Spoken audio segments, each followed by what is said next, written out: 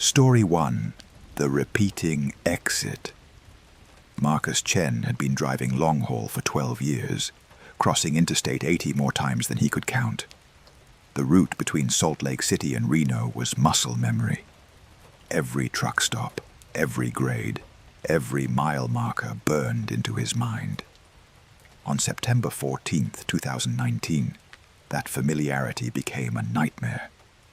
He left Salt Lake at 2 a.m. with a full load of electronics, planning to reach Reno by early afternoon.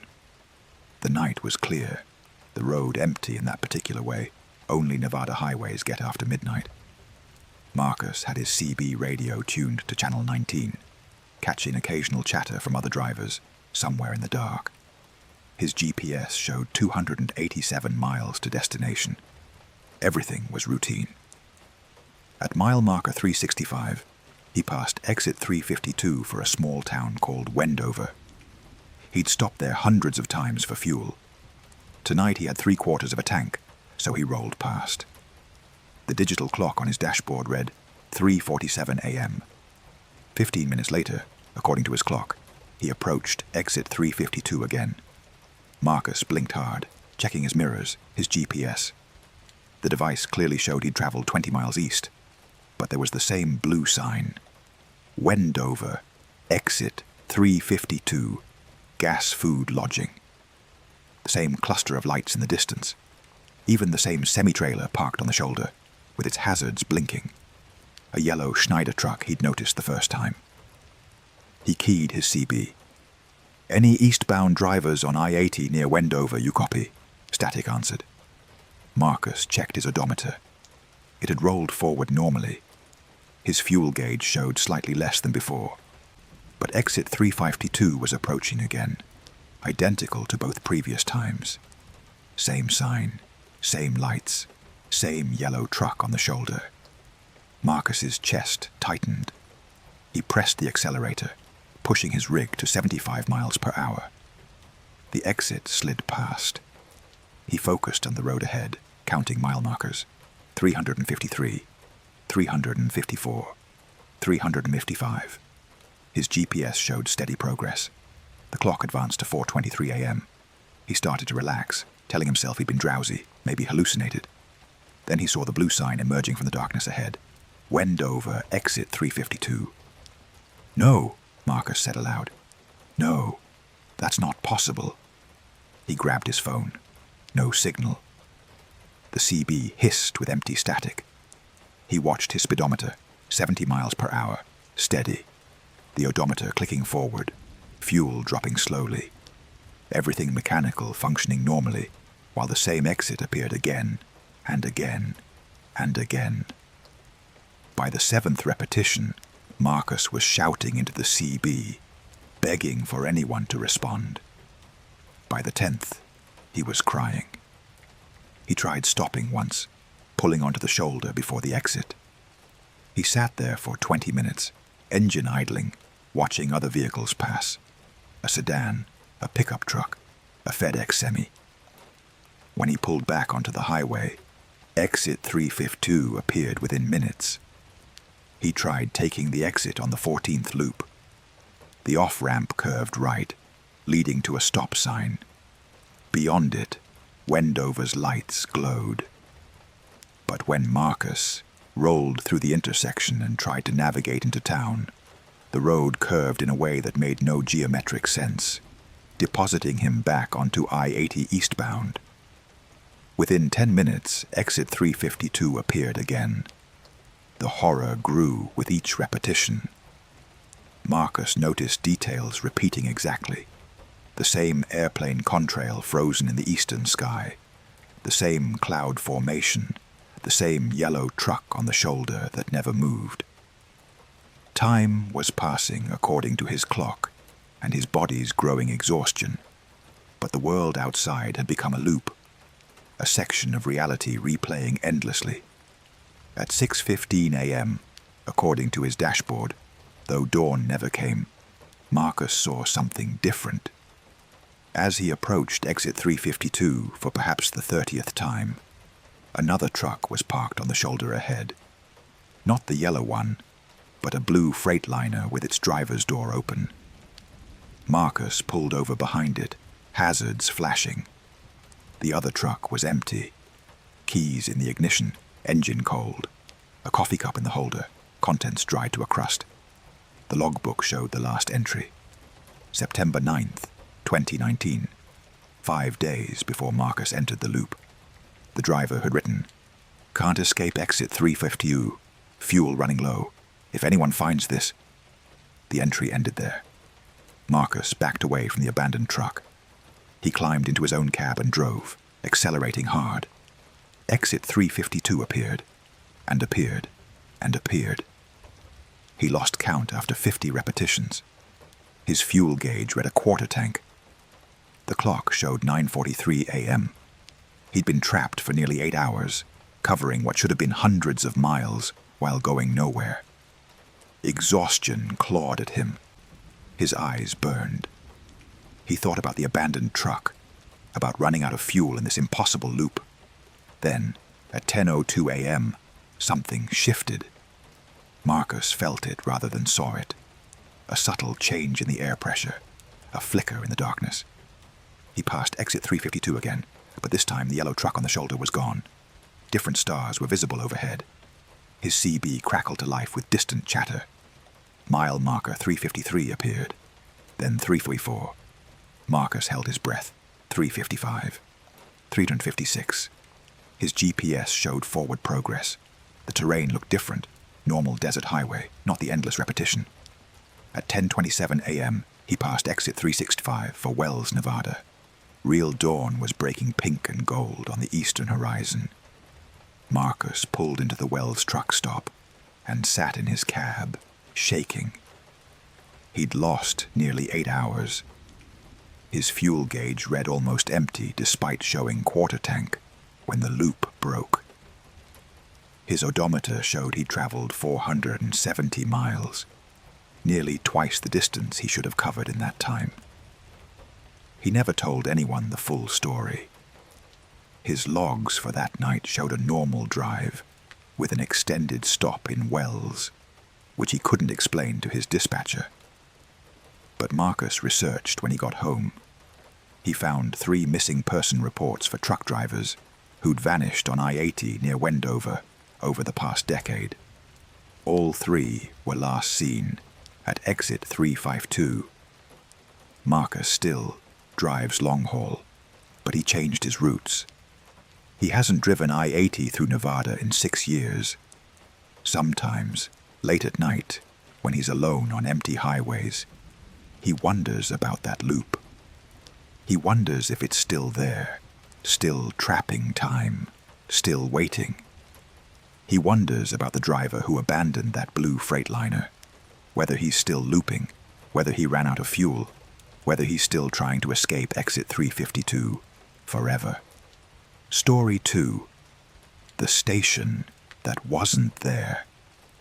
Beverly Grant had driven for Swift Transportation for 8 years, specializing in overnight routes through the Pacific Northwest. She prided herself on knowing every fuel stop between Portland and Boise, every place that stayed open past midnight, every safe parking area. On October 3rd, 2021, she found a station that existed in no database, on no map, in no version of reality she understood. She was 2 hours east of Pendleton, Oregon, hauling frozen goods on Highway 84. The night was October cold, with fog settling into the valleys. Her fuel gauge showed 1/8 of a tank, cutting it close, but the Loves in Baker City was 40 miles ahead. Beverly had made this run 100 times. At 1:35 a.m., her engine began sputtering. The fuel gauge dropped to empty faster than physics should allow. "No, no, no," Beverly muttered, checking her instruments. Everything else looked normal, but the engine was losing power. She wouldn't make Baker City. Through the fog ahead, lights appeared. A truck stop materialized on the right side. A large facility with multiple fuel islands, a brightly lit building, and a parking area with several trucks. The sign read Highway Haven Travel Plaza. Beverly nearly cried with relief. She didn't recognize the name, but roadside businesses changed ownership constantly. She pulled in, coasting to pump number 4. The place looked modern, LED lighting, new concrete, digital pump displays. But it was completely silent. No attendants visible. No movement in the main building. The other trucks in the lot, she counted 6, were dark and still. Beverly tried her phone to pay at the pump. No signal. She'd had full bars 5 minutes ago. She went inside. The building was immaculate. Gleaming floors, fully stocked shelves, fresh coffee in the pots. Soft music played from overhead speakers, something instrumental and oddly soothing. "Hello?" Beverly called. No answer. The register was unmanned. The hot food area had fresh items under heat lamps. The digital clock above the counter showed 1:47 a.m., matching her watch.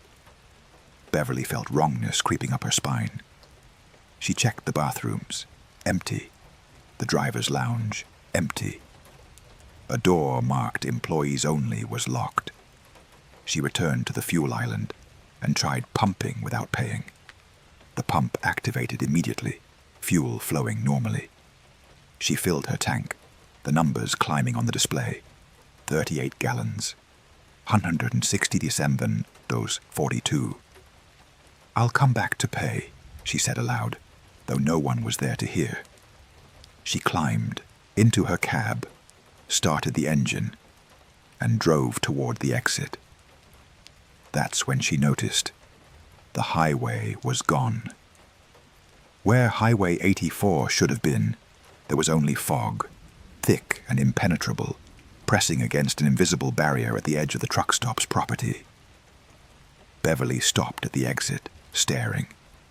She could see the road underneath her tires, the pavement extending maybe 10 feet before disappearing into white nothing. She tried driving forward. Her truck wouldn't cross the threshold, engine dying the moment her front bumper touched the fog. She backed up and tried the other exit.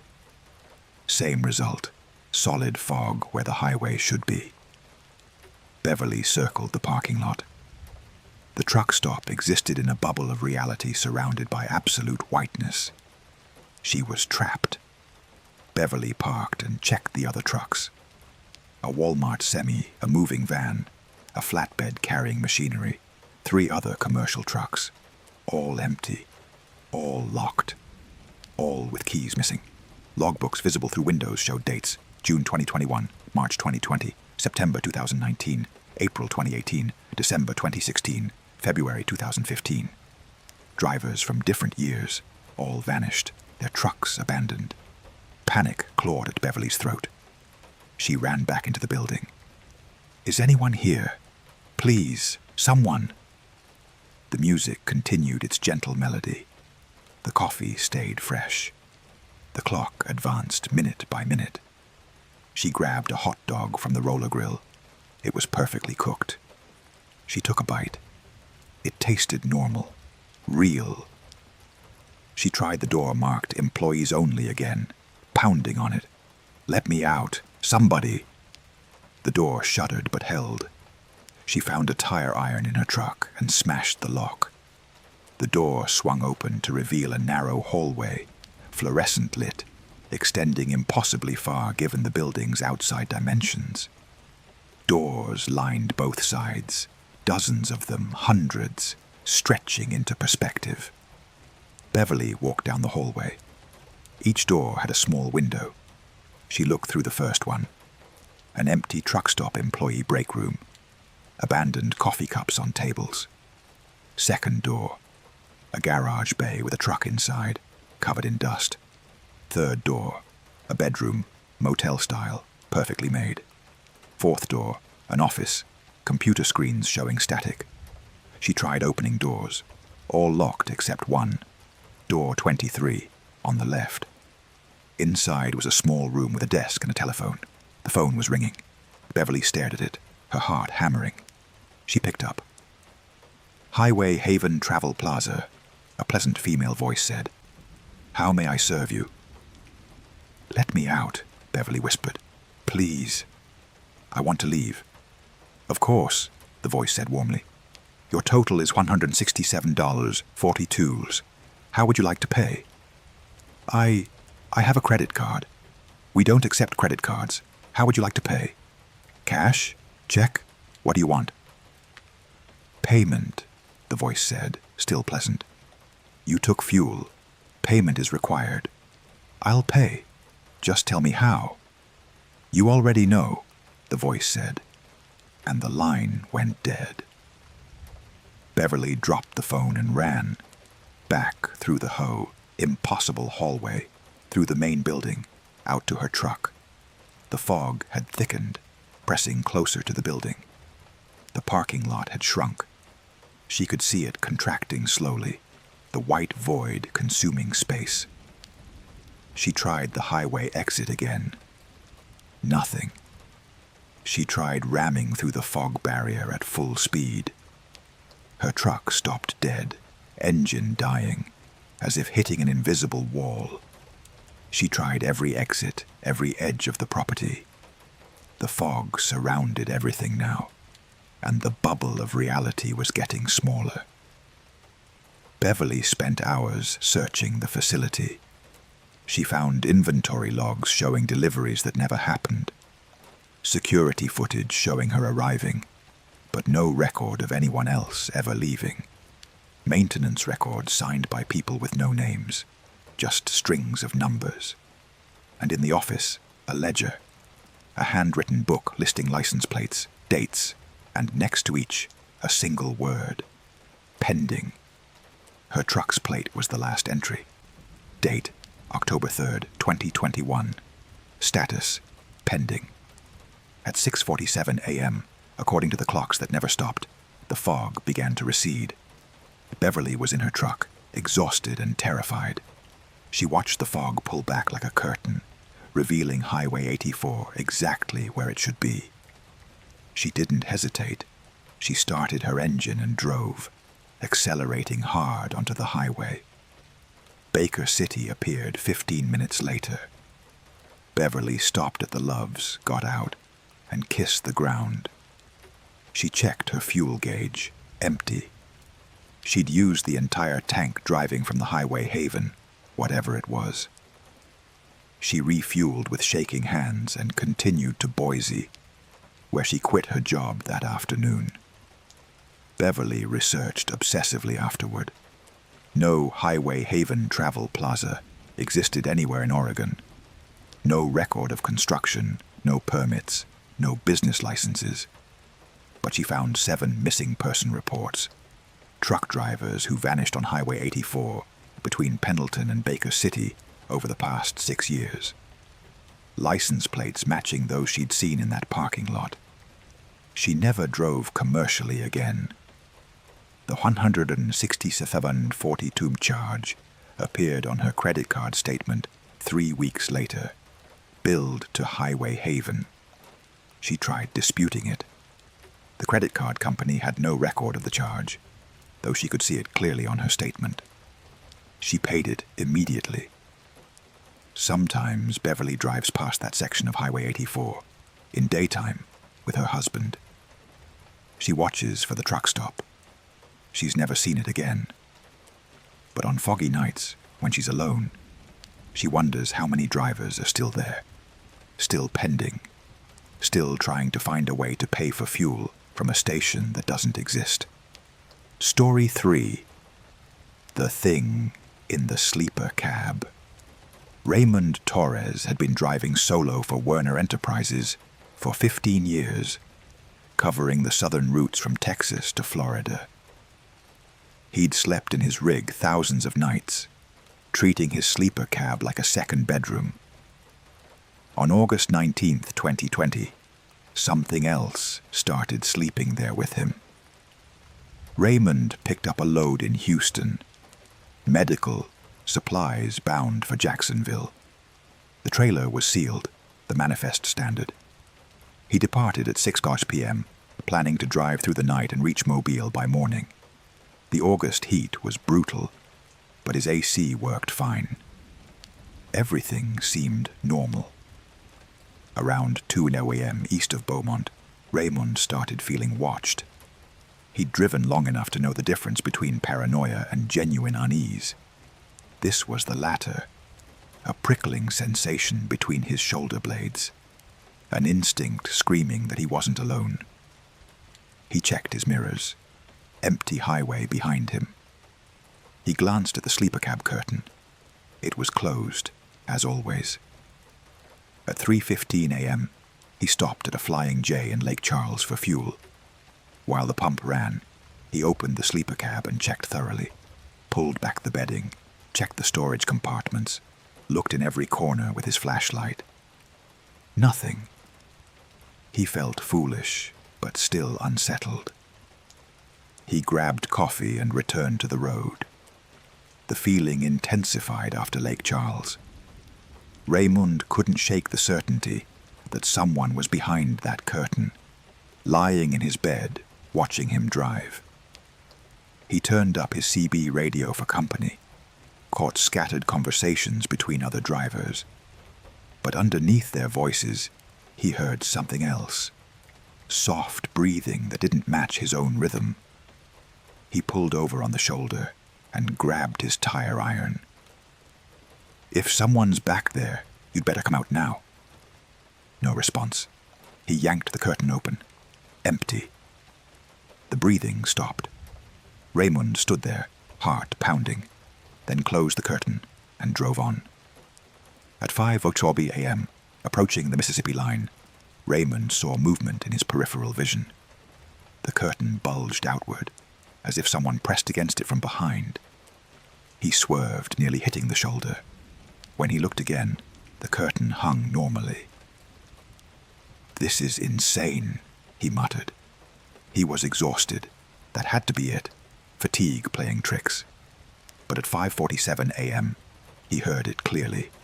Someone shifting position on his mattress. The distinct sound of weight settling, sheets rustling. Raymond slammed the brakes and stopped on the shoulder. He sat there, hands shaking, listening. Silence. Then, very softly, a voice from the sleeper cab. "Keep driving." Raymond threw open his door and jumped out. He stood on the dark highway, trucks roaring past, and called 911. "There's someone in my truck, an intruder." The police met him at the next exit. 2 Mississippi state troopers who searched his rig thoroughly, with flashlights and drug dogs. They found nothing, no one, no signs of tampering. The seals on his trailer were intact. "You sure you weren't dreaming?" one trooper asked. Raymond insisted he wasn't, but they couldn't arrest someone who didn't exist. They followed him to a truck stop and watched him park. Raymond got a room at the adjacent motel. No way was he sleeping in that cab. He lay in the motel bed, TV on for comfort, and researched on his phone. Stories about haunted trucks weren't hard to find, but most were vague legends. Then he found a forum post from 2018. A Verna driver describing the exact same experience on the Houston-Jacksonville route. The driver reported someone in his sleeper cab, always present, never visible. The driver quit after the thing spoke to him. The post ended. "It knew my name. I never told it my name." Raymond didn't sleep. At 6 a.m., he returned to his truck. He had a deadline, a career, bills to pay. He couldn't abandon a $40,000 rig because of nightmares. He resumed driving, trying to ignore the sleeper cab. But the thing was still there. He felt its presence constantly now, a weight in the cab that shouldn't exist. At 10 a.m., passing through Mobile, he heard it moving again. Distinct footsteps on the mattress, impossible in the confined space. He kept driving. Near Tallahassee, it spoke again. Raymond, his name, whispered from behind the curtain. He didn't answer. Raymond Torres, born April 3rd, 1972. Wife Maria, daughter Jessica. Raymond's blood turned to ice. He pulled over. "What are you? What do you want?" "To ride," the voice said. It was gender neutral, age neutral, utterly inhuman in its flatness. "That's all, just to ride." "Why me?" "You were available. The trailer was empty enough." "The trailer's full of medical supplies." "No," the voice said. "Look." Raymond climbed out and went to the trailer. The seals were still intact, but through the ventilation gap, he shined his phone light inside. The trailer was empty, completely empty. No boxes, no pallets, no medical supplies. Just bare walls and the dark. He checked his manifest frantically. It clearly listed the cargo, the weights, the item numbers. But the trailer was empty. Had been empty since Houston. The weight he'd been hauling wasn't cargo. "What are you?" Raymond asked the darkness. "A passenger," the voice said from inside the cab, clearer now. "We like to travel. We find empty spaces and fill them. Your cargo was removed before you arrived. We took its place. We've been riding with drivers for years. The medical supplies, people need them. They'll arrive. Different truck, different driver. We arranged it. We just needed your space." The voice paused. "Keep driving, Raymond. Deliver us to Jacksonville. Then we'll leave." Raymond stood on the shoulder, semis blasting past, his mind fragmenting. He could abandon the truck, call Werner, report it stolen, walk away. But the thing knew his family. It had said, "We." How many were in there? He drove. What else could he do? He drove east through Florida, the afternoon sun blazing, while the sleeper cab rustled with sounds of settling, movement, breathing. Multiple sources of breathing now. The cab wasn't big enough for multiple people, but the sounds didn't care about physical space. At 7:15 p.m., Raymond pulled into the Jacksonville distribution center. He parked in the unloading zone and climbed out on shaking legs. The dock workers approached. "Torres, you're 6 hours late. Let's see the cargo." They broke the seals and opened the trailer. It was full, pallets of medical supplies, perfectly arranged, exactly matching the manifest. Raymond stared. But it was empty. I checked. It was empty. The dock workers exchanged glances. "You feeling okay, man?" Raymond nodded mechanically. They unloaded the trailer while he sat in the cab, numb. When they finished, he checked the sleeper cab. The presence was gone. He felt its absence immediately. The weight lifted. The watching ended. The breathing sounds vanished. A piece of paper lay on his pillow, written in precise handwriting. "Thank you for the ride. We'll find you again when we need to travel north." Raymond quit that night. He called Maria from a Jacksonville hotel and said he was done trucking. He never explained why, and she never asked. She'd heard something in his voice that forbade questions. He found work in Houston doing local deliveries, home every night. But 6 months later, Raymond had to move a load from Houston to Dallas, just one time, helping a friend. He picked up the trailer. It was sealed and supposedly full of furniture. 30 miles outside Houston, he felt it. That familiar weight, that presence settling into his cab. From behind the sleeper curtain, the voice whispered, "Hello again, Raymond. We need to go north."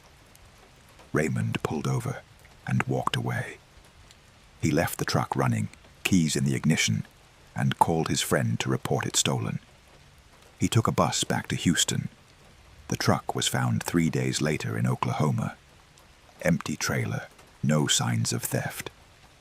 The furniture had vanished. Raymond doesn't drive trucks anymore, won't even rent a U-Haul. He tells people he has back problems, but sometimes, late at night, he wakes up certain he hears breathing from the closet, from the garage, from the empty spaces in his house. He hears that flat voice whispering, "We'll find you when we need to travel." And he lies awake, wondering how many trucks are out there right now, carrying passengers that shouldn't exist, delivering cargo that was never there. Story 4. The Backwards Highway. Daniel Wu had been driving for Schneider for 9 years, running routes across the Midwest. He knew Interstate 70 from Columbus to Kansas City like the back of his hand. Every rest stop, every construction zone, every speed trap. On March 7th, 2022, he discovered that a highway you've driven 1,000 times can suddenly decide to run in the wrong direction. Daniel departed Columbus at 11 p.m. with a load of automotive parts bound for Kansas City. The night was clear and cold, roads dry. He made good time through Indianapolis, stopped briefly in Terre Haute for fuel. Everything was routine until he crossed into Illinois around 2:30 a.m. He was approaching Effingham when he noticed something odd. The mile markers were descending instead of ascending. He was heading west, but the numbers were going down. Mile 163, mile 162, mile 161. Daniel frowned. Mile markers run east to west on interstates, ascending as you go west. These were backwards. He checked his GPS. It showed him traveling west normally. His compass confirmed he was heading west, but the mile markers continued their wrong progression. He keyed his CB. Any westbound drivers on I-70 near Effingham you see in these mile markers, they're running backwards. A voice crackled back. "Say again? What mile mark are you at?" "Just past 159, heading west toward Effingham." That's wrong, driver. Effingham is mile marker 160. If you passed 159 going west, you're past the city." Daniel looked around. He'd just passed exit signs for Effingham. He was approaching the city, not leaving it. But the voice was right about the numbers. "There's something wrong," he said into the CB. "The markers are..." Static swallowed the signal. Daniel tried again. Dead air. His radio had worked fine minutes ago. He continued driving, watching the markers descend. 157, 156, 155. Effingham appeared ahead. Lights, exit signs, the usual sprawl. But as he drove through it, nothing looked quite right.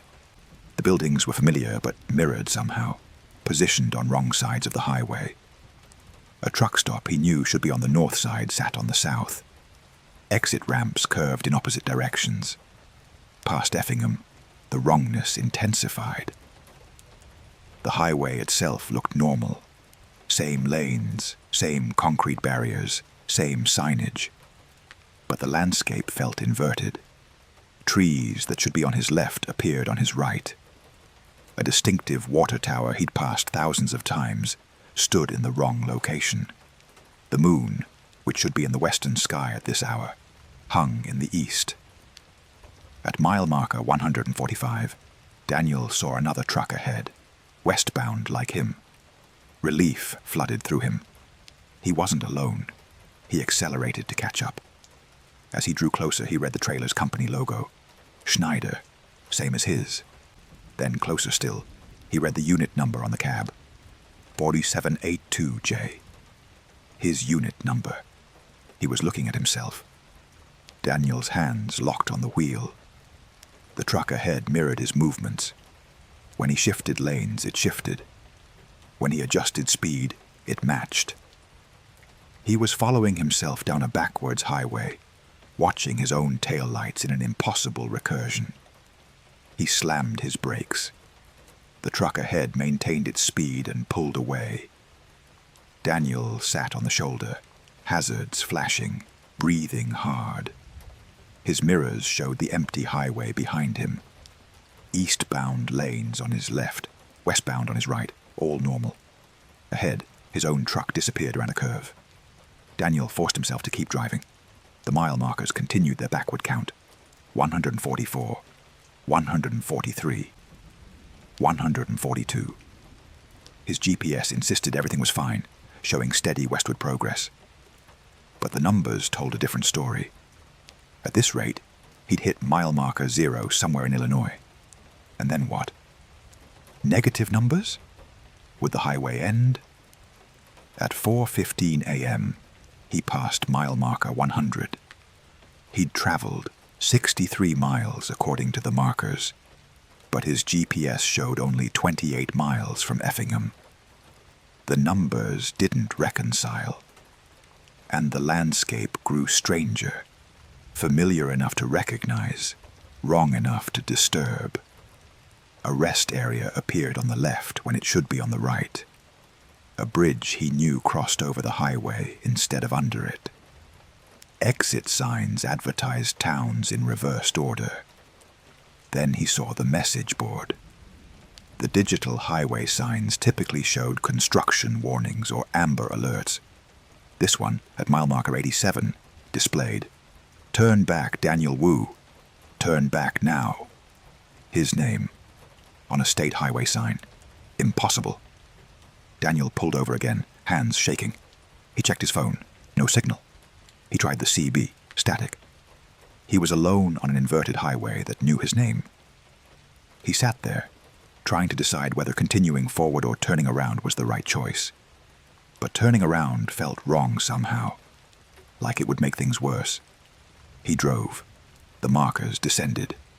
85, 84, 83. At mile marker 76, he passed another truck, eastbound this time, heading the opposite direction. Daniel glimpsed the driver as they passed, saw the man's terrified face, saw him screaming something. In his mirror, Daniel watched the truck continue east, then flicker and vanish like a television shutting off. At 5:30 a.m., mile marker 50. Dawn should be breaking, but the sky remained locked in deep night. Stars overhead seemed wrong too. Constellations inverted, patterns familiar but mirrored. Daniel's fuel gauge showed half tank, though he should have used more. His odometer had stopped advancing at some point. He hadn't noticed when. Mile marker 25. The highway was empty now. No other vehicles, no buildings visible beyond the roadside. Just darkness pressing against the edges of his headlights. The highway existed in a bubble of light surrounded by nothing. At mile marker 10, a figure stood on the shoulder. Daniel saw it in his headlights. A person in a truck driver's uniform, waving both arms. He slowed, instinct overriding fear. As he approached, he recognized the Schneider logo on the uniform. The figure's face came into focus. It was him. An older version, maybe 50 or 60 years old, weathered and desperate. The older Daniel ran alongside the truck. "Stop! Please stop!" His voice muffled through the glass. "You have to turn around. You can't reach 0. Daniel kept rolling, too frightened to stop, but slowed enough to hear. The older version kept pace impossibly, running faster than anyone should. "I went to 0. I kept driving. You can't reach it. Turn around now." "What happens at 0? Daniel shouted through his window. "You loop. You drive the highway forever. I've been here 15 years. Turn around." Mile marker 5 appeared ahead. Daniel pressed the brakes, stopping completely. The older version stood by his window, breathing hard, looking more solid now, more real. "Please, turn around. Go back the way you came. The backwards markers will reverse. You'll get back to normal highway. But if you reach 0, how do I know you're real?" Daniel asked. The older version smiled sadly. "You have a scar on your left ankle from when you crashed your bike at age 9. Maria is your daughter's name, but you haven't spoken to your daughter in 4 years because of the argument about her boyfriend. You were thinking about calling her tomorrow, You keep promising yourself tomorrow." Daniel's throat closed. All true. All things no one could know. "Turn around," his older self pleaded. "Don't become me." Mile marker 5 stood behind them. Ahead, somewhere in the darkness, markers 4, 3, 2, 1, and 0 waited. Daniel put his truck in gear, executed a dangerous turnaround across the median, and drove east, the wrong direction, back the way he'd come. The mile markers began ascending. 5, 6, 7. His older self waved from the shoulder, growing transparent, then faded completely. Daniel drove, watching the numbers climb, feeling the highway slowly correct itself. The moon drifted back to its proper position. The landscape rearranged, buildings returning to their correct sides. At mile marker 50, dawn broke naturally, golden light flooding the sky. At mile marker 100, his CB radio sparked to life with normal chatter. At mile marker 145, he passed through Effingham again, looking properly familiar now, everything in its right place. Daniel pulled into the truck stop where he'd fueled hours earlier. According to his clocks and GPS, he'd lost 6 hours. He was exhausted, rattled, but back in the normal world. He delivered his load 3 days late, blamed mechanical trouble, and accepted the write-up. He still drives I-70, though he watches the mile markers obsessively now. They've always run correctly since that night. But Daniel researched afterward and found scattered reports over the years.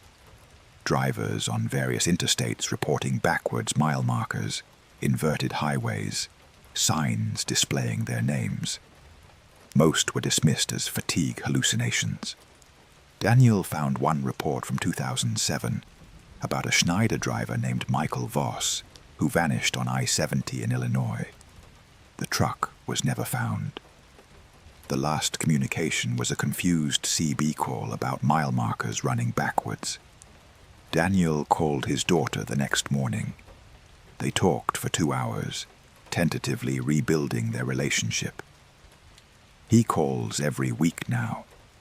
He doesn't tell her that the reason he started calling is because an older version of himself, trapped on an impossible highway, reminded him what matters.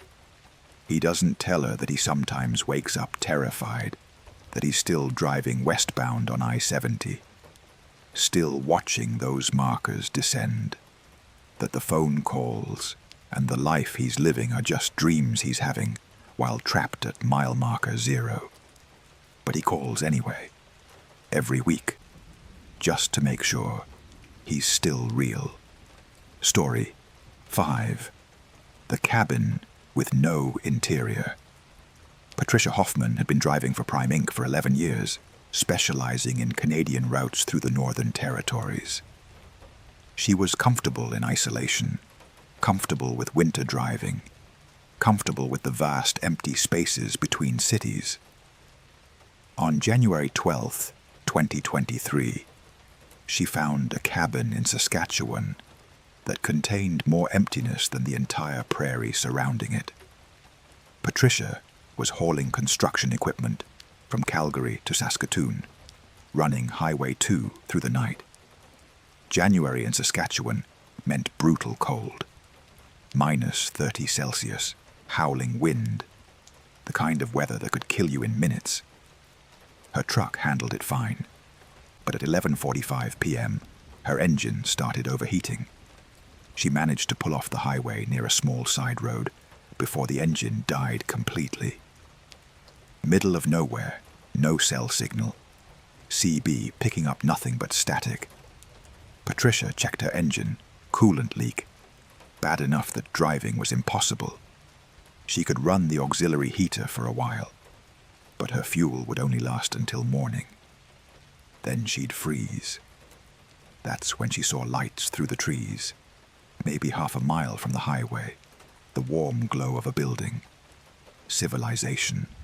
Help. Patricia grabbed her emergency pack, put on every layer she owned, and trudged through knee-deep snow toward the lights. The cabin was larger than expected.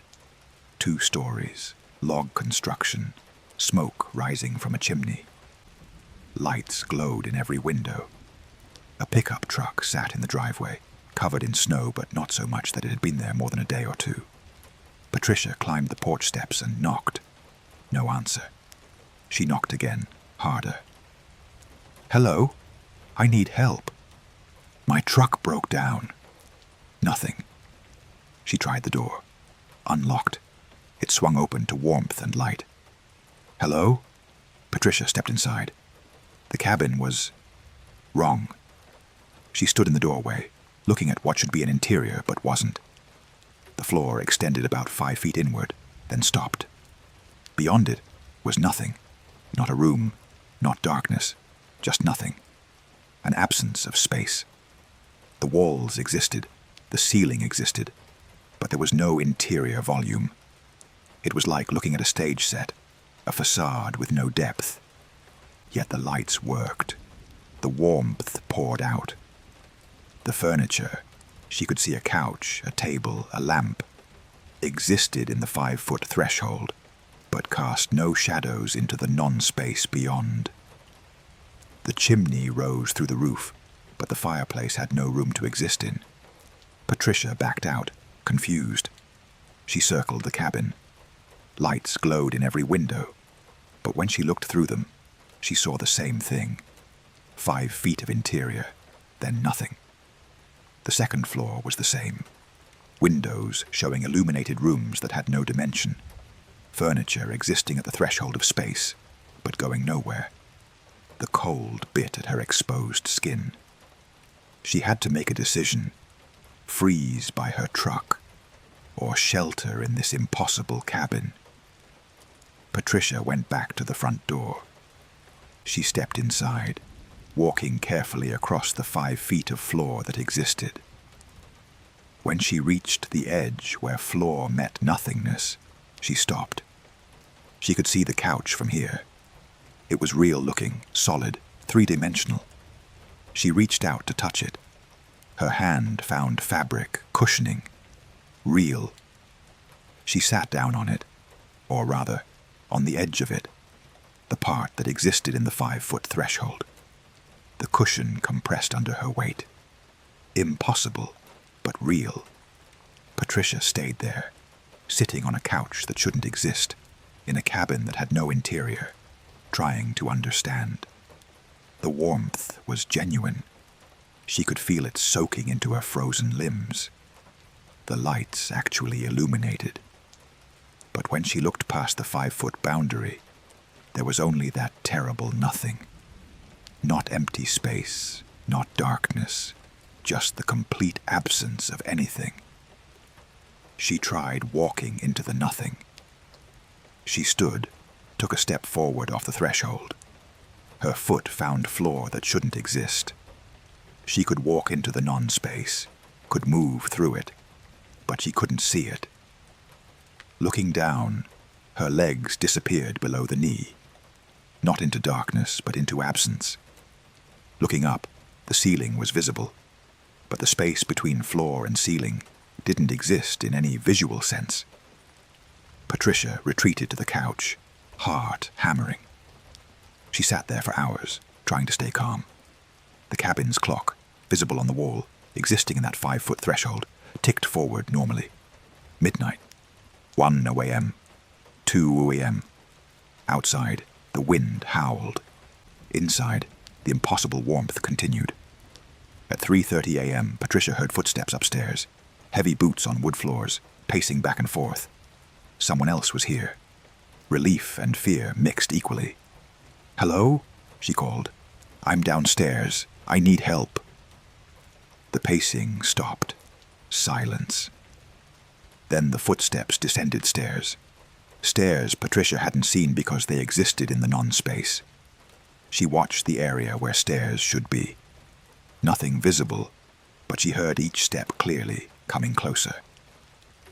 A man appeared at the threshold between non-space and the 5-foot visible area. He was middle-aged, wearing a plaid shirt and jeans, looking solid and normal. He stared at Patricia with a confused expression. "Who are you?" he asked. "Patricia Hoffman. My truck broke down. I came here for shelter." The man shook his head slowly. "You shouldn't be here. This isn't a real place." "What do you mean?" "I've been trying to figure it out for 3 days." The man sat on a chair that existed at the threshold. "I'm Robert Daigle. I'm a hunter. I was tracking deer and found this cabin. I came inside to warm up and I can't leave." "What do you mean you can't leave?" Robert gestured at the door. "Try it." Patricia stood and walked to the door. She opened it. Outside was the porch, the snow, the trees, all normal. She stepped onto the porch. The cold hit immediately, vicious and deadly. She could see her truck in the distance, down by the highway. She walked down the porch steps and found herself standing in the cabin's living room again, by the couch, as if she'd never left. The door was closed. Robert watched her with sad eyes. "See," he said, "you can open the door, you can step outside, but you end up back here. I've tried 100 times. I've tried windows. I've tried breaking through walls. You always end up back inside." Patricia tried again. Same result. She opened the door, walked out, took 5 steps into the snow, and instantly she was back in the living room, door closed, as if teleported. The cabin wouldn't let them leave. She spent the next hour testing it obsessively. Every exit attempt returned her to the interior. Robert showed her his own experiments. He'd broken a window, climbed through it, and ended up back inside with the window unbroken. He'd tried setting a fire to smoke them out. The fire went out immediately and left no trace. "We're going to die here," Robert said quietly. "Starve, probably. There's no food. The water from the taps is real, but there's no food anywhere." Patricia checked the kitchen, existing in that 5-foot threshold of visibility. The cabinets were empty. The refrigerator didn't work. She found nothing edible, but she found something else. A journal, handwritten, sitting on the kitchen counter. She opened it. The entries were dated 1987. A woman named Ellen Moreau had written about finding the cabin during a blizzard, about discovering its impossible interior, about being unable to leave. The final entry: "It's been 2 weeks. David died yesterday. I'm too weak to write more." Patricia showed Robert. His face went grey. "There are others. We're not the first." They searched the cabin more thoroughly, moving through the non-space by touch and memory, since they couldn't see it. Upstairs, in rooms that had no visible dimension, they found bones. 3 sets, adults based on the size, scattered on floors they couldn't see, in rooms that didn't exist visually. People who died trapped in the cabin. "We have to find a way out," Patricia said. But after another 6 hours of attempts, she was losing hope. The cabin held them perfectly. Every exit led back inside. Every escape attempt failed. The clock advanced. 10 a.m. Noon. Outside, through windows, daylight came and went. Inside, the light stayed on, the warmth continued, and the nothing beyond 5 feet remained absolute. At 3 p.m., Patricia noticed something. The pickup truck in the driveway. It had more snow on it. Much more, as if days had passed instead of hours. She watched through the window. The snow was accumulating at impossible speed, piling up, burying the truck within minutes. "Time's wrong," she said. "Outside is moving faster." Robert checked his watch, then the cabin's clock. Both read 3:17 p.m. But outside, the sun was setting already. Hours too early. They watched as night fell in fast forward, Stars wheeling overhead, then dawn breaking, then dusk again. Days passing in hours. "We're not in normal space," Patricia whispered. "The cabin exists somewhere else. Time flows differently." They watched the windows. Seasons changed outside. Spring came, summer, fall, winter again. Years flickering past. The trees grew, died, grew again. The highway in the distance deteriorated, cracked, became overgrown. Through the accelerated time, they saw the world aging. Inside, minutes passed normally, hours. Their watches matched the cabin's clock. But outside, decades were racing past. Patricia understood then. They would die here in what felt like days, while centuries passed beyond the walls. But at hour 36 of their imprisonment, subjective time, something changed. Patricia was lying on the couch, weak from hunger, watching the windows show an unrecognizable future landscape, when she heard an engine. Not outside, inside the non-space. A rumbling diesel engine getting closer. Headlights illuminated the nothing, and suddenly it wasn't nothing. The non-space filled in, became visible, became real. Patricia saw a proper interior. Full room dimensions, furniture, a complete cabin, and driving through it, impossibly, her own truck, headlights blazing. The truck stopped in the middle of the living room. Patricia's truck, unit number and all, sitting where no vehicle should fit. The driver's door opened. Patricia Hoffman climbed out. A different Patricia, older by maybe 20 years, wearing the same Prime Incan uniform. "You need to leave now," her older self said. "It's letting you go. Get in." Patricia and Robert didn't argue. They climbed into the truck, the real one, the impossible one, sitting in a cabin's living room. The older Patricia put it in gear. She drove forward through the cabin's interior, through walls that parted like curtains, and out into daylight. They emerged on Highway 2 in Saskatchewan in winter. Patricia's broken-down truck sat on the shoulder ahead, exactly where she'd left it. The older Patricia stopped. "Get out. Fix your truck. You'll find the coolant leak wasn't as bad as you thought." "What? Who are you?" Patricia asked. "Someone who found a different way out." Her older self smiled sadly. "I've been driving through places between places for a long time, helping when I can. The cabin catches people sometimes. It usually doesn't let go." "Why did it let us go?" "Because you're not supposed to die yet. Robert has a granddaughter who needs him next month. You have to deliver that equipment to Saskatoon, because one of the cranes will save someone's life in 6 months. The cabin, it feeds on coincidence, on meaninglessness. You two had meaning left." The older Patricia drove away, not down the highway, but sideways through the air, the truck fading into invisible spaces between real ones. Patricia and Robert stood on the shoulder. Her watch read 12:30 a.m., 45 minutes after her engine had failed. Robert's watch matched. They checked the engine. The coolant leak was minor, easily patched with tape from her emergency kit. They were fine. Robert got a ride from another trucker an hour later. Patricia delivered her load on time. They never saw each other again, but Patricia confirmed later. Robert Daigle had a granddaughter who nearly drowned that February. He saved her life. Patricia still drives Canadian routes.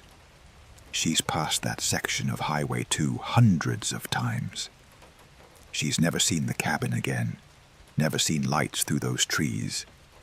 But sometimes, late at night, she sees trucks that shimmer strangely, driving through spaces between spaces. And she wonders if one of them is her older self, still driving, still rescuing people caught in places that shouldn't exist. still fighting against the emptiness that sometimes breaks through into the real world, looking for people to trap in cabins with no interior. Story number 6. The radio that played tomorrow. James Fletcher had been driving for J.B. Hunt for 7 years, running the I-95 corridor between Miami and Boston. He was a creature of habit, same routes, same stops, same rituals. One of those rituals was his radio, an old CB unit supplemented by a weather radio for traffic and emergency broadcasts. On May 4th, 2021, his radio started receiving broadcasts from the future, and James learned that some warnings are worse than no warning at all. James departed Miami at 9:00 p.m. with a load of electronics bound for Newark. The May night was humid, traffic moderate. He made it through Fort Lauderdale smoothly and was approaching West Palm Beach when his weather radio crackled to life at 11:37 p.m. "Attention, all motorists on Interstate 95 northbound," a professional voice said. "Multi-vehicle accident at mile marker 894, north of West Palm Beach. 3 confirmed fatalities. All lanes blocked. Emergency services on scene. Expect delays of 3 to 4 hours. Avoid the area if possible." James frowned. Mile marker 894 was 15 miles ahead. The accident must be very fresh. He checked his CB. No chatter about any accident. He tried his phone to check traffic apps. Showed normal flow. Odd. But weather radios picked up emergency broadcasts before other sources sometimes. James took the next exit and rerouted onto US 1, paralleling I-95. He'd lose maybe 20 minutes but avoid a multi-hour jam. Good decision. He'd grab coffee and rejoin I-95 further north. At 12:15 a.m., while on US 1, his weather radio crackled again. Different voice, same professional tone. "Emergency alert. Hazmat spill on Interstate 95 at mile marker 921. Chlorine gas leak from damaged tanker truck. Evacuate 1 mile radius. Avoid the area. Emergency crews responding." Mile marker 921 was 40 miles ahead. James hadn't rejoined I-95 yet. He pulled over, checked his phone. No alerts, no news. He called his dispatcher. "You hearing anything about a chlorine spill on I-95 around Jupiter?" "Negative. Traffic's clear. Why?" "Weather radio said there's a hazmat incident." "Your radio's bugging out, Fletcher. Get back on the interstate." But James didn't. Something felt wrong. He continued on US 1, slower but safer. At 1:08 a.m., he saw emergency vehicles screaming south on I-95, fire trucks, hazmat units, police. Dozens of them, lights blazing. They were responding to something. His radio crackled. "Update on the I-95 chlorine spill. Evacuation radius expanded to 2 miles. 3 hospitalized with respiratory distress. Area remains closed." James pulled into a 24-hour diner and searched news on his phone. Nothing about a chlorine spill. Nothing about an accident at mile marker 894. He checked traffic cameras online. I-95 looked normal. But he'd seen those emergency vehicles with his own eyes, heading south toward where his radio said the spill was. At 2:00 a.m., his radio spoke again. "Interstate 95, now fully reopened following the chlorine incident. All clear as of 1:47 a.m. Normal traffic resuming." James sat in the diner booth, staring at his radio. The timing was wrong. The radio had announced the accident at 11:37 p.m., 15 miles before James would have reached it. It announced the chemical spill at 12:15 a.m., 40 miles before the location. If both were real, the radio had warned him of things that hadn't happened yet, that were going to happen ahead of him. The radio was broadcasting the future. James tested this theory. At 2:30 a.m., back on the road, the radio announced, "Severe thunderstorm warning for Brevard County. Heavy rain, lightning, wind gusts to 60 miles per hour. Exercise caution on all roadways. Warning in effect until 4:15 a.m. James was approaching Brevard County. The sky was clear, stars visible. But he slowed down, turned on his headlights, and watched. At 2:47 a.m., exactly where the radio had warned, the storm hit, sudden and violent, sheets of rain, lightning cracking across the sky. It lasted until 4:12 a.m., then cleared as abruptly as it came. The radio was broadcasting 30 to 45 minutes ahead. James was hearing warnings before the events they warned about. He should have been grateful. Instead, terror crept through him. Because at 3:30 a.m., the radio spoke in a new voice. His own voice, strained and panicked. "This is James Fletcher, JB Hunt Driver Unit, 2847. I've been in an accident at mile marker 1042. Rolled over. I'm trapped in the cab. I can smell gasoline. Please send help." Repeating, "Accident at mile marker 1042. Cab fire likely. I'm trapped." James nearly drove off the road. That was his voice, his words, his truck number, describing an accident that hadn't happened. Mile marker 1042 was 60 miles ahead, near Daytona Beach. According to the pattern, he had maybe 30 to 45 minutes before. Before what? Before he crashed. Before he burned to death in his own cab. James pulled over, shaking. He could avoid it. He could stop, refuse to drive further, wait until the timeline passed. He checked his watch, 3:33 a.m. If the pattern held, the accident would happen around 4:02 to 4:15 a.m. He could wait it out. But at 3:45 a.m., his radio crackled again. Another voice, a paramedic. Update on the JB Hunt accident at 10:42.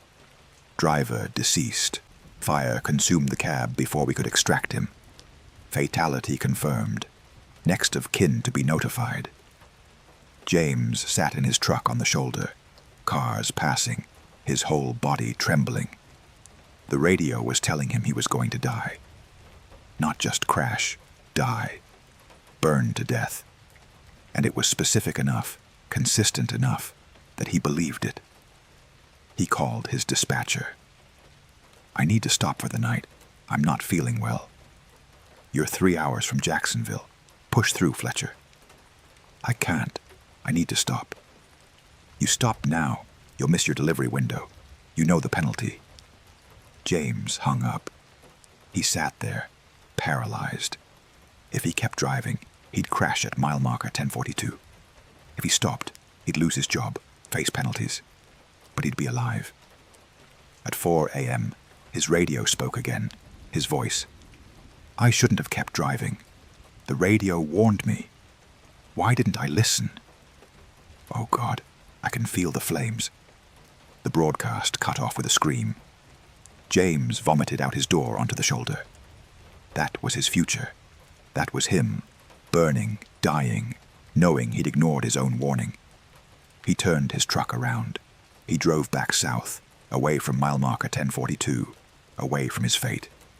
He parked at a rest area and sat there until dawn, refusing to move. At 6 a.m., he called his dispatcher and quit. Effective immediately. He didn't explain. He abandoned the load, violated every policy, destroyed his professional reputation. But he was alive. Except the radio wasn't done.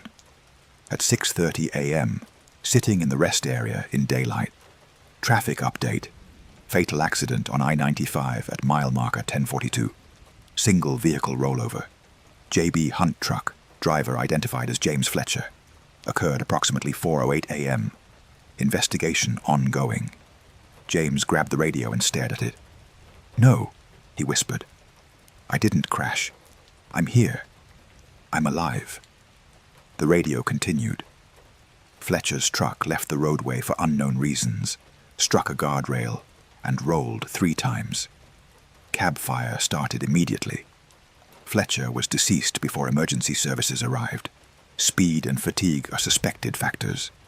"I'm not dead," James shouted. "I'm right here." But his phone rang. His dispatcher. "Fletcher, what the hell? I just got a call from Florida Highway Patrol. They're saying you crashed. They're saying you're dead." "I'm fine. I'm at a rest area. I didn't crash." "Then whose truck did they find?" James didn't have an answer. He drove back north carefully, in daylight, accompanied by a dispatcher on the phone the entire time. At mile marker 1042, emergency vehicles clustered around a burned-out wreck. James pulled over. Highway Patrol approached. "You're James Fletcher?" the officer asked, checking his license. "This is your truck." "I'm James Fletcher, but I'm right here. I didn't crash." The officer looked confused. "Sir, that burned truck has your unit number. We found registration inside. The body is... We're waiting on dental records for ID, but I'm alive. I'm standing here." They sorted it eventually. The burned truck was James's unit number, but the VIN was different, off by 1 digit. A clerical error somewhere, a duplicate number. The dead driver was someone else, another J.B. Hunt employee. Wrong unit number assigned in the system. Tragic case of mistaken identity, still being investigated. But James knew better. He'd heard his own voice on that radio, his own death, his own screaming. The radio had shown him a future, and by avoiding it, he'd created a different timeline. Someone else had died in his place, not because of him, but because the radio's future was mutable, changeable. James never drove professionally again, but he kept the radio. At home, in his garage, he listens to it sometimes. It still broadcasts the future, accidents, weather, events 30 minutes ahead. He's called in warnings anonymously, saved lives by reporting hazards before they happen. But sometimes the radio broadcasts his voice. Different futures, different deaths, different timelines. He hears himself dying in a car accident, in a house fire, from a heart attack. The radio shows him all the ways his life could end, all the futures branching from each decision. James lives carefully now, listening to his radio, trying to navigate between the futures where he dies and the rare timelines where he survives. He's 63 now, 12 years past his original death date. Every day is borrowed time. Every night, he listens to the radio broadcasting tomorrow, and he makes his choices trying to reach the day after that. Sometimes he hears himself as an old man, dying peacefully in his sleep. Those broadcasts give him hope. Sometimes he hears himself screaming, dying violently, begging for help that won't come. Those broadcasts keep him awake, terrified, checking and rechecking every decision. The radio still sits in his garage, antenna up, volume low, forever tuned to the future. And James Fletcher listens, hoping that one day the broadcasts will stop. That one day he'll have navigated enough timelines, avoided enough deaths, that the radio will fall silent. That he'll finally reach a future where he doesn't hear his own voice describing his own ending. But so far, the radio keeps broadcasting, and James keeps listening, and tomorrow keeps arriving, exactly 30 minutes after the radio says it will. Story 37, The Woman in the Mirror. Colin Brennan had been driving for Old Dominion for 14 years, running regional routes across the southeast. He wasn't superstitious, didn't believe in ghosts, didn't worry about cursed loads or haunted highways. He was practical, methodical, professional.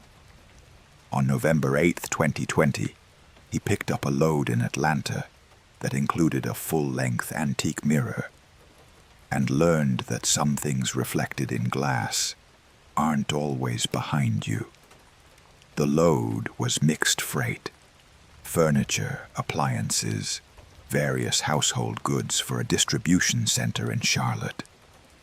The mirror was item 227 on his manifest. Antique standing mirror, oak frame, 72 36 inches, circa 1890, fragile. It was packed carefully between mattresses in the front third of his trailer. Standard load, nothing unusual. Colin departed Atlanta at 4 p.m., planning to reach Charlotte by midnight with a dinner stop in Greenville. Traffic was moderate. The November afternoon was cool and overcast. Everything routine until he stopped for fuel outside Commerce, Georgia, at 5:30 p.m. He was checking his load straps when he noticed something odd. The trailer doors were still sealed, but through the small ventilation gap, he glimpsed light inside. Odd. The trailer should be completely dark. He peered through the gap with his phone's flashlight. Deep inside, beyond the stacked cargo, a soft glow was emanating from somewhere. Colin opened the doors, breaking the seal to investigate. The cargo was packed tight, but he could see the source of the light. The antique mirror, unwrapped, standing upright between the mattresses. It shouldn't be unwrapped. The manifest said it was in protective crating. And it was glowing slightly, its surface luminous like a television screen on low brightness. He climbed into the trailer for a closer look. The mirror's surface wasn't reflecting normally. Instead of showing Colin and the trailer interior, it showed a room, a bedroom, Victorian-era furniture, wallpaper with a floral pattern, an oil lamp burning on a dresser. And in the reflection, a woman stood looking back at him. She was perhaps 30 years old, wearing a high-necked dress from the 1890s, dark hair pinned up. She wasn't behind Colin. He checked over his shoulder. She was in the mirror, in that Victorian room, staring at him with wide, frightened eyes. Her mouth moved. No sound came through, but Colin could read her lips. "Help me." He stumbled back, knocking into a box. When he looked again, the mirror showed normal reflection. Just Colin, the trailer, the cargo. The glow was gone. The Victorian room vanished. Colin stood there, breathing hard, telling himself he'd imagined it. Trick of the light. Fatigue. He rewrapped the mirror in moving blankets, sealed the trailer, and drove on. But at his dinner stop in Greenville at 8:01 p.m., Colin checked the trailer again. The mirror was unwrapped. He'd secured it himself 90 minutes ago, but now the blankets lay folded neatly beside it, and the mirror stood exposed. Colin approached it slowly. The surface showed normal reflection, his face, his flashlight beam. Then, like television static clearing, the Victorian room faded in. The woman appeared, closer this time, pressing her hands against the mirror's surface from inside. Her mouth formed words. "He trapped me. 1893. Please." "Who trapped you?" Colin asked aloud, feeling insane for talking to a mirror. The woman pointed behind her, into the Victorian room. A shadow moved there, a tall figure, male, indistinct. The woman's expression shifted to terror. She backed, away from the mirror's surface, retreating into the room. The shadow grew larger, approaching her. Then the mirror's surface went black, showing nothing, not even Colin's reflection. Colin backed out of the trailer and slammed the doors. His hands shook as he resealed them. This was impossible. Mirrors didn't show other places, other times, other people. But he'd seen her twice now, clear as day, trapped in a room from 130 years ago. He researched on his phone over dinner. Haunted Mirror 1893 led him to dozens of stories about spirit trapping, Victorian-era occultism, beliefs that mirrors could capture souls. One article mentioned a specific case, Helen Pritchard, a woman who vanished from her Atlanta home in 1893. Her husband, Thomas Pritchard, claimed she'd run away. Neighbors suspected murder. Her body was never found. The case went cold. The article included a photograph, a formal portrait from 1892. Helen Pritchard, dark-haired, wearing a high-necked dress. The same woman from the mirror. Colin sat in his truck, trying to decide what to do. He had a delivery deadline. He had a reputation for reliability. He couldn't abandon a load because of a supposedly haunted mirror. But the woman, Helen, was real. He'd seen her. She'd asked for help. He drove on towards Charlotte. At 10 p.m., 40 miles from his destination, his trailer doors burst open. Colin saw them swing wide in his mirrors, cargo spilling onto the highway. He pulled over immediately, hazards flashing. But when he climbed out, the doors were sealed. Nothing had opened. Nothing had fallen. Yet when he broke the seal and looked inside, the mirror was at the trailer's opening, having somehow moved through 30 feet of packed cargo.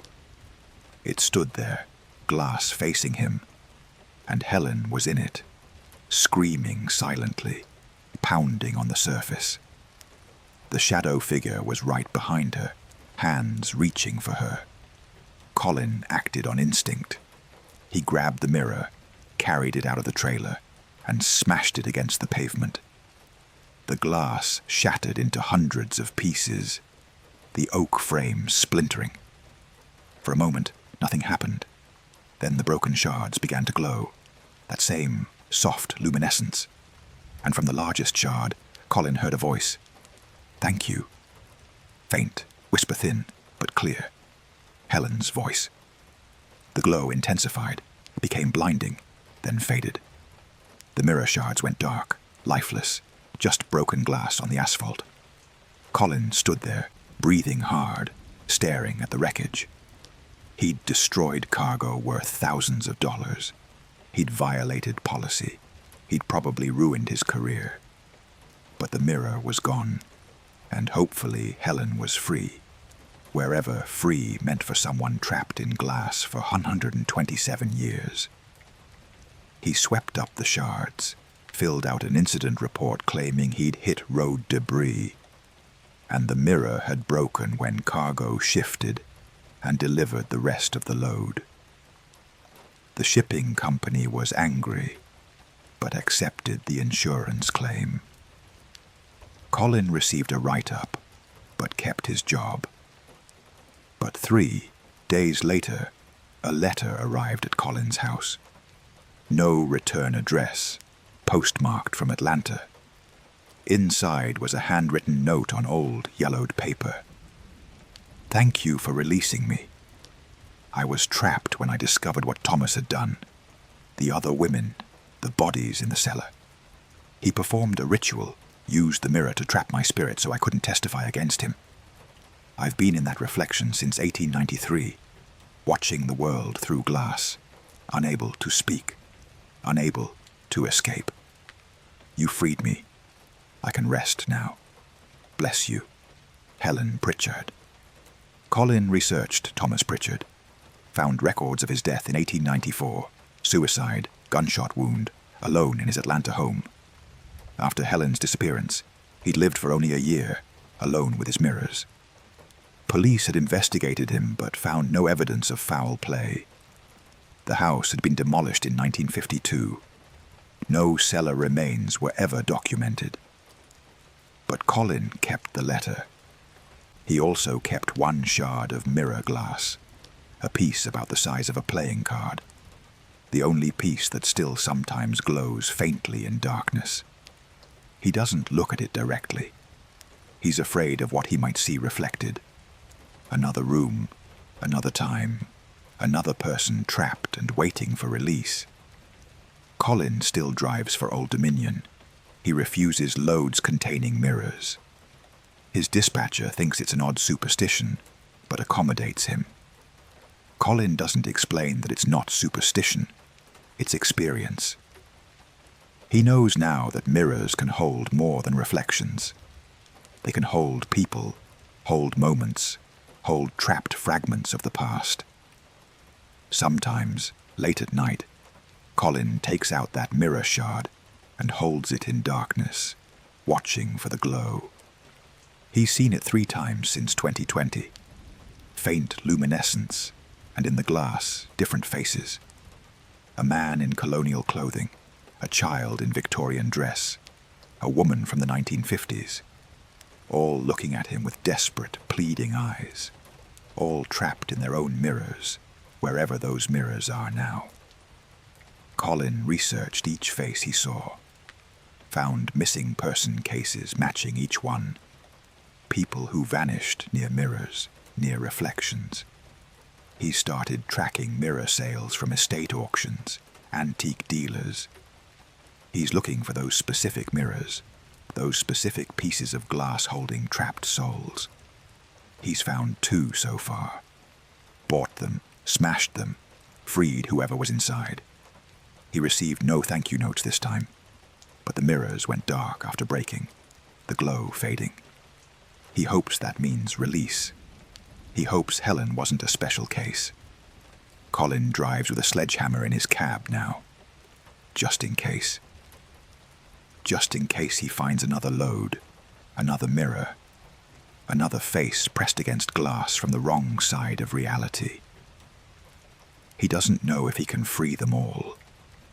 He doesn't know how many mirrors out there hold trapped spirits, fragments of people who saw something they shouldn't, who were caught at the wrong moment, who were locked into reflections by forces that shouldn't exist. But he watches, he listens, and when he sees that glow, that luminescence that means glass is holding more than light, he acts. Because Colin Brennan learned on November 8th, 2020, that some things reflected in mirrors aren't behind you. They're inside the glass, looking out, hoping someone will finally see them and set them free. Story 8. The convoy that never stopped. Marcus DeLuca had been driving for Crete Carrier for 13 years, specializing in long-distance hauls across the western states. He was comfortable with isolation, comfortable with the endless miles of desert highway, comfortable with his own company. On July 23, 2018, Marcus joined a convoy of trucks driving north through Nevada that had been moving for longer than anyone could remember. And he learned that some roads don't have destinations, only movement forever. Marcus picked up a load of furniture in Las Vegas, bound for Boise. He departed at 10 West p.m., taking US 93 north through the desert. July in Nevada meant brutal daytime heat, so night driving was preferable, cooler, less traffic, easier on the truck. The highway stretched empty and black under stars. Around midnight, 30 miles south of Alamo, Marcus saw tail lights ahead, multiple trucks traveling in close formation. A convoy, which was unusual. Truckers typically spread out, preferring their own pace. Marcus accelerated to catch up, curious. There were 7 trucks ahead, various companies, various rigs, all maintaining the same speed, about 60 miles per hour. Marcus fell in behind them, matching their pace. He keyed his CB. "Convoy on 93 northbound. You got a copy?" Static answered for a moment, then a voice. "We copy. You looking to join us?" "Just curious what you're running. Don't see many convoys out here." "We're heading north," the voice said. "You're welcome to follow. The more the merrier." Marcus settled in behind the last truck, a swift rig with unit number 4729. The convoy moved smoothly, all drivers maintaining perfect spacing. It was oddly hypnotic, watching those taillights ahead, the synchronized movement. Marcus relaxed, letting the miles roll past. An hour went by. Marcus noticed they'd passed Alamo without anyone stopping. Not unusual. Maybe they'd refueled earlier. Another hour. They should be approaching Ely by now, but Marcus didn't see the lights of the city ahead. He checked his GPS. It showed them on US 93, making steady northward progress, but the map seemed slightly wrong somehow. Distances didn't quite match. "Hey, convoy, this is the tail truck," Marcus radioed. "We coming up on Ely soon?" "Just keep following," the voice answered. Different voice this time, a woman's voice. "We'll get there." But they didn't get there. Marcus drove for another 2 hours, following the convoy through darkness, and Ely never appeared. According to his GPS, he'd traveled over 150 miles north of Alamo.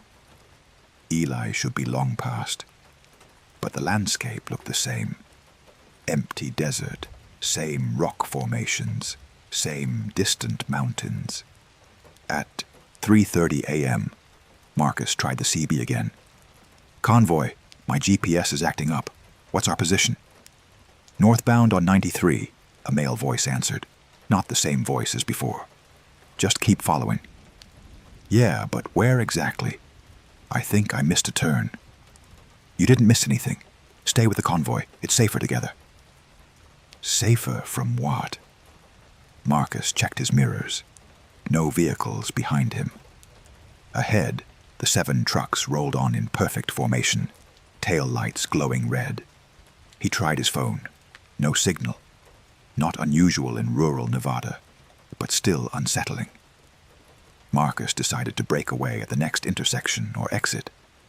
He'd sort out his position, figure out where the hell he was. But no exits appeared. No intersections. Just highway stretching endlessly north, and the convoy ahead, never stopping, never slowing. At 5 a.m., dawn should have been breaking. The sky remained locked in deep night. Marcus checked his watch. 5:03 a.m. His dashboard clock agreed, but the stars overhead showed no sign of fading. Darkness continued absolute. "Convoy, anyone else notice the sun's not rising?" Marcus asked on the CB. Laughter answered him, multiple voices overlapping. "The sun rises when we stop," a voice said. "We don't stop. Everyone has to stop eventually. Fuel, rest. Not here. Here we just drive. You're one of us now. Welcome to the forever convoy." Marcus's chest tightened. He pressed his accelerator, trying to pass the convoy, to break free. His truck accelerated to 70, then 80, but the swift rig ahead remained the same distance away. He couldn't gain on it. He tried slowing down, dropping to 40. The convoy ahead slowed to match, maintaining the gap perfectly. He was trapped, locked in formation, unable to leave. "Let me go," Marcus said into the CB. "I need to exit." "There are no exits," the woman's voice answered. "There's only the convoy. We drive north forever. It's not so bad once you accept it." Marcus tried turning the wheel, tried taking his truck off the highway. The steering wouldn't respond, locked straight, as if his hands weren't controlling it anymore. The truck drove itself, following the convoy, maintaining perfect spacing. Marcus was a passenger in his own rig. "How long have you been driving?" Marcus asked, fear making his voice shake. "Years," one voice said. "Decades," another added. "I joined in 1987, a third voice said. "I've been following taillights ever since." Marcus checked his fuel gauge, 3/4 full. He'd used only a quarter tank despite driving for 6 hours. The fuel wasn't depleting normally, as if the convoy existed in a space where consumption didn't matter, where resources didn't run out because nothing ever ended. He tried the radio, scanning channels. Static on all frequencies except one, channel 19, where the convoy talked. He tried his phone again. No apps worked except maps, and the maps showed him on an endless stretch of US 93 that extended far beyond the highway's actual length, north into Canada, into the Arctic, into regions where no roads existed. At what his clock claimed was 8 a.m., still in darkness, Marcus saw something ahead. Brake lights. The convoy was slowing. For the first time in hours, the trucks ahead were stopping. Marcus felt a surge of hope. His truck slowed automatically, pulling to a halt behind the swift rig. Marcus climbed out. The other drivers were exiting too, 7 of them stretching, walking around. They looked normal, wearing regular trucker clothing from various eras. One man had a CB radio from the 1970s clipped to his belt. A woman wore a company uniform from a trucking company Marcus knew had gone out of business in the 1990s. "Welcome to the rest stop," the nearest driver said, extending his hand. "Name's Frank. Joined the convoy in 1995. "This isn't a rest stop," Marcus said, looking around. They were parked on the shoulder of an empty highway. No buildings, no services, no lights, except their trucks. "It's the only rest stop there is," Frank said. "We stop for 15 minutes every 8 hours. Then we drive for 8 more. That's the pattern. Forever." "I want to leave." "Can't leave. Once you join the convoy, you're part of it. Your truck won't go any direction but north. Your fuel won't run out. Your body won't age. You'll just drive and stop and drive and stop. Forever." Marcus ran. He sprinted away from the trucks into the desert darkness. He ran until his lungs burned, ran until he collapsed. When he looked back, the trucks were right behind him, parked exactly where he'd left them, as if distance didn't matter. He'd run half a mile, but gone nowhere. "It doesn't work," Frank called to him. "We've all tried. Space doesn't work normally here.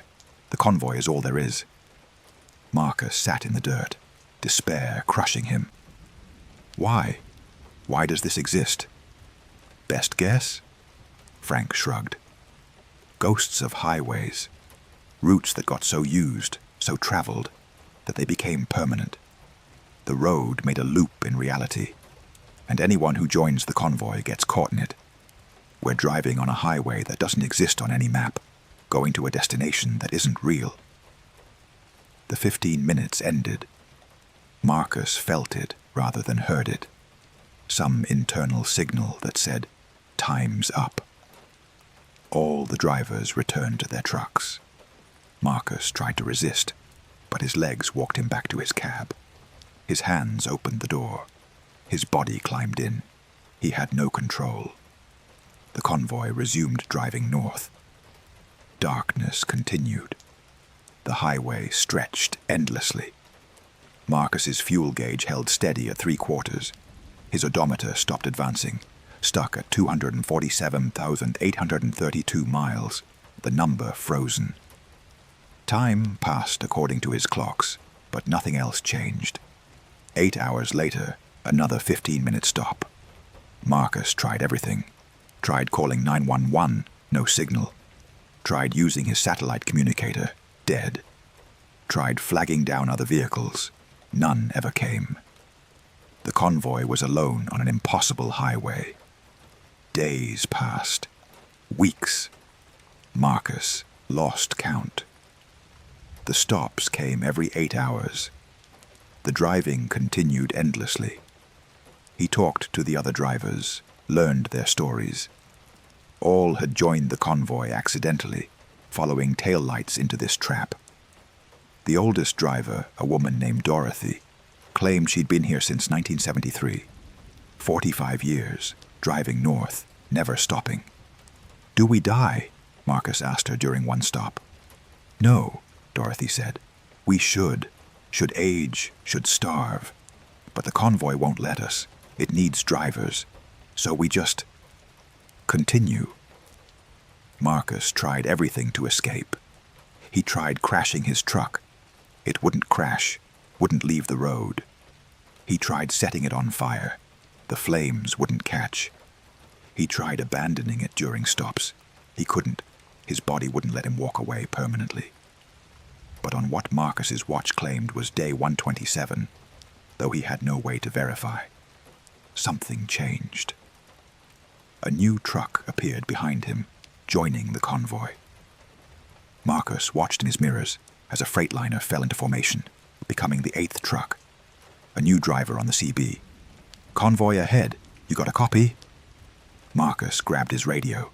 "Don't join. Turn around. Leave now."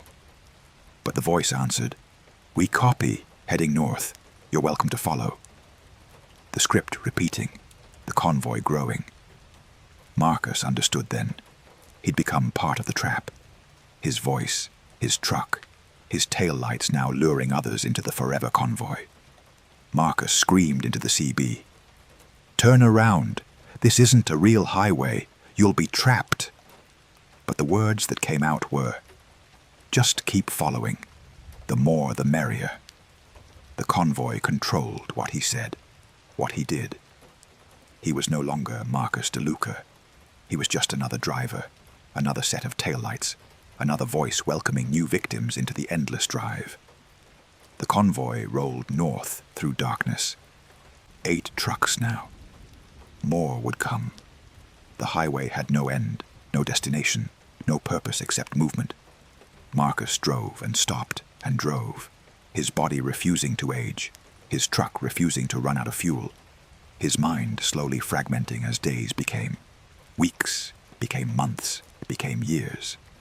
He's still there, still driving.